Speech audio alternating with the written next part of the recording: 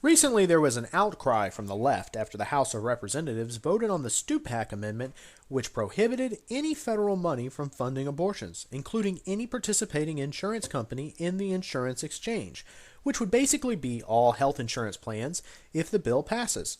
Abortion proponents rightly point out that this would be very restrictive to those who seek abortions. But abortion opponents also rightly point out that it is wrong for their tax dollars to go toward funding something that they firmly reject as morally wrong. See, these are the kinds of issues you get when you force people to participate in government-run funding of healthcare. Another question along the same lines comes up when considering the Christian Science religion when it comes to the healthcare bill. This morning, the Washington Post ran a story with a headline that said, "Christian scientists seek reimbursement for prayers." Now, what's all this about? Well, according to the Christian Science website, Christian Science practitioners provide spiritual treatment through prayer that results in healing, the resolution of relationship or financial difficulties, physical cure, and transformed lives. Treatment is based on the Bible and the principles explained in Science and Health with Key to the Scriptures by Mary Baker Eddy. Central to this treatment is the idea of one all-good God who loves and cares for each of us.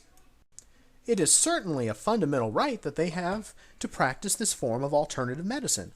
It's a personal decision, and one has freedom of religion, and no reasonable person could argue with any validity that someone has more of a right to have an abortion than it is for a Christian Scientist to practice his alternative form of medicine.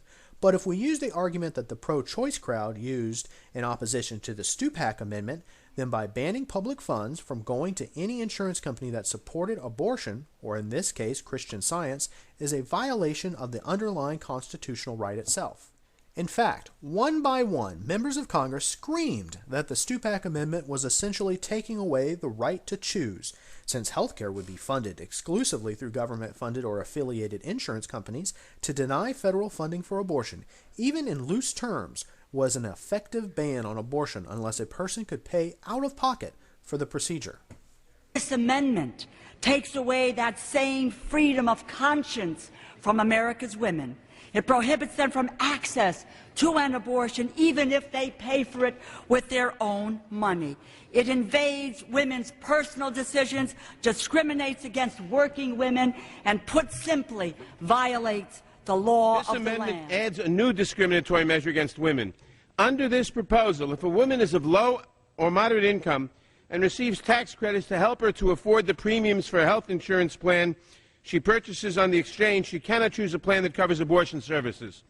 And if she chooses the public option, she cannot receive abortion coverage at all, even if she receives no help of any kind and pays for the plan entirely by herself. So would that not also mean that by denying Christian Scientists coverage under insurance providers, you are also denying their freedom of religion? If the argument is valid in relation to abortion, then so it must be in relation to Christian Science. In fact, David Boaz of Cato wrote today when commenting on the Washington Post article, "To a lot of us, this sounds ridiculous. Pray if you think it helps, but why should that be the government's business? But if you want government health care, then this is the world you have chosen.